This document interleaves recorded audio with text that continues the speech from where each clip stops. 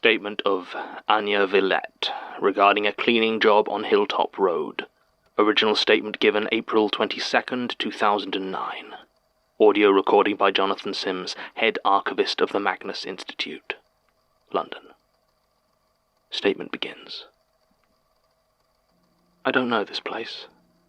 They said I should come and talk to you. A few people did.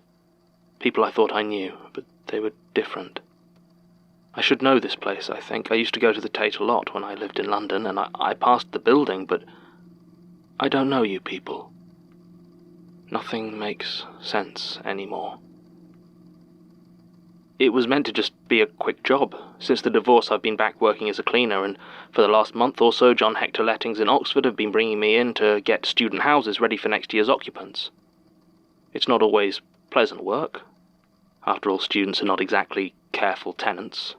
I've had to spend more than one afternoon scraping and repainting bedroom walls for some soon-to-be dropout that turned the room into a hotbox. But it pays the bills.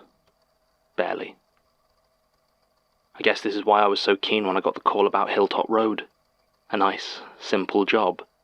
No pulling out instant noodles from behind the oven. No post-grad party gunk to find behind the sofa. Just a newly built house that needed a good clean once the builders were finished. Hoover up some plaster dust, wipe down the counters, a bit of polish on the metal fittings. Easy. If there were already beds in there, maybe I'd grab a quick nap, make up for all the unpaid overtime I'd had to put in steam cleaning the last house where some of them had made active use of the bedroom. All told, I thought it was the break I'd earned, and not a moment too soon. It was raining when I pulled into the house. Not heavy, but the sky was that soggy grey that lets you know the weather isn't changing anytime soon. As a rule, I don't mind the rain too much, but there was nothing relaxing about this weather. No regular thump of droplets tapping on bin lids or windscreens. You just ended up damp and grumpy. I've been thinking back, trying to remember if I got any sort of sense about that house, whether the windows were darker than they should have been, or if the frame of the place was heavier. I don't know. Hard to tell. I was too busy trying to maneuver the keys without having to put my bag down on the waterlogged path. It wasn't until I actually got through the door that anything seemed to be at all wrong.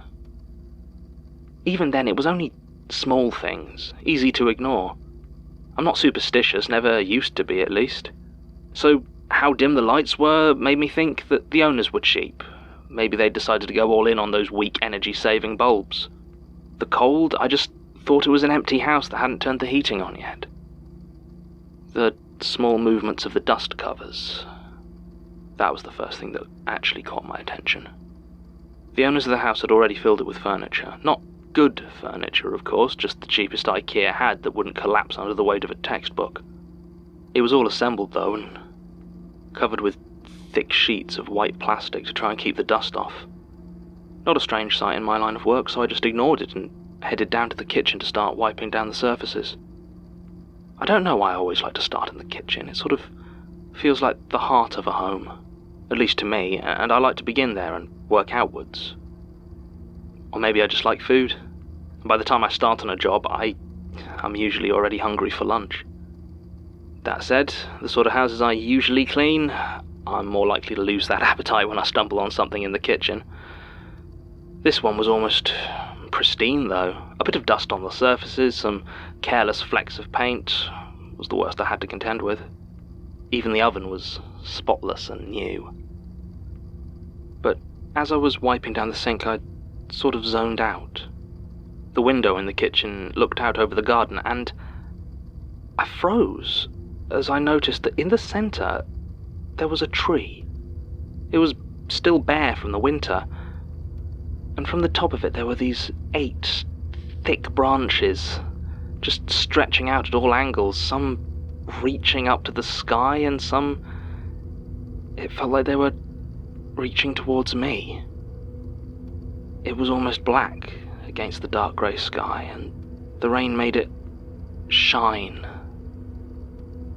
My mouth was dry, and I suddenly had this vision in my head of walking out the back door and standing at the base of that tree, as those branches bent and snapped and came down to grab me.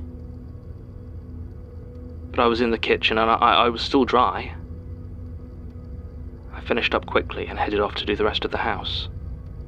I tried to ignore it, just told myself I was having a weird bit of paranoia, getting myself worked up over nothing. I don't believe in ghosts, and even if I did, it was a new house. It's not like anyone's building over ancient burial grounds in East Oxford. But even then, I was finding it hard to ignore the movements. Slight rustles in the dust sheets that covered the furniture, shadows they made that didn't quite work with the shape they should be, or this lump or angle sometimes, so I'd wonder if they were just covering chairs. Whenever I turned around, I swear I heard them shift. And when I looked back, I can't be sure, but I think they would be different, covering something different. I never got the nerve up to take any of them off, though. I just pressed on, tried to get the place clean and finished as quick as I could. Living room, bathroom, upstairs bedrooms. It was almost getting dark by the time I was finished. It was such a relief as I started to pack up my bag, and I was just about to zip it closed when I remembered the cupboard under the stairs. It hadn't been included in the job list, but in most houses I cleaned, I like to give the storage spaces a bit of a tidy and a vacuum as well. It's always brought up by my employers as evidence of my thoroughness, and I took a lot of pride in it. But in my hurry to be finished and out of Hilltop Road, I hadn't even checked it. I looked at the small door, then back to my half-zipped bag, and I decided to just take a quick look. Just a quick look. It was a new house, how dirty could it be? Obviously it was my decision. I remember the little handle was warm. I don't know if that's just my memory playing tricks on me, but I do remember that. It opened to reveal stairs going down into a basement. Nobody had mentioned a basement. Not when they gave me the job, not on the floor plan they'd given me. I'd had absolutely no idea it was there. I found my legs were shaking as my brain pushed forward one question over and over. Do they expect me to clean down there? I decided, again, just to have a look. Just a quick look. See if there was anything down there that did need my attention. Maybe it was already spotless, or maybe it hadn't been tanked and was still just bare brick and stone too raw for me to do anything with anyway.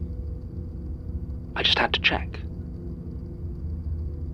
It was warmer down there, warmer every step, and I found myself brushing cobwebs from my face as I got further down, until, at last, there I was, stood in the cellar of Hilltop Road.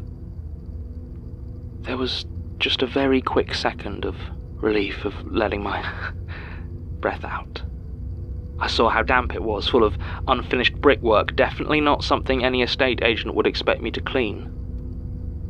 And then I noticed the crack. It seemed to split the floor right down the middle. It was jagged, vicious, like something had torn out the ground with a hook. It was maybe a foot across at its widest, and so dark inside it made my teeth ache. I'm not sure how I saw it. Thinking now, I know there wasn't any light down there, but that horrid gap was clear as day, darker than just the simple lack of light that surrounded it. And then I was at the edge looking down, and those 8 spindly arms reaching up to pull me in. I couldn't have screamed even if I wanted to. I woke up in one of the chairs, the dust cover clinging to me like a cocoon. I threw it off and ran out of that house, and I haven't been back. But now, everything's wrong. I went to clean that house on April the 23rd, 2009, which, according to all of you, is tomorrow. But it can't be. That was 2 weeks ago. I've tried to talk to my friends about it. Those of my friends I can find, but they seem distant. Like they don't really know me.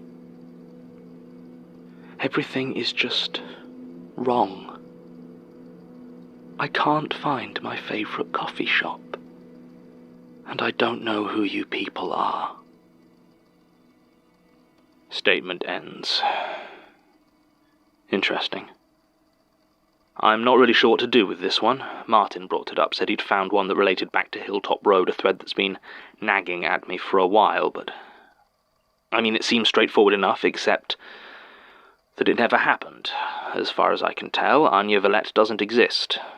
John Hector Lettings does seem to be a real estate agent in Oxford, but according to our inquiries, they've never employed anyone by that name to work as a cleaner, nor are they currently responsible for the infamous house.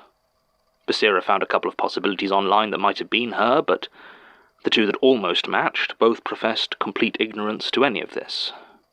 As far as we can tell, the house has no estate agent looking after it, and no current owner. Certainly no plans to lease it to students. I've half a mind to just go down and have a look at it myself, but I don't know. Ever since it first came up, I felt like it would be just a very bad idea. End recording.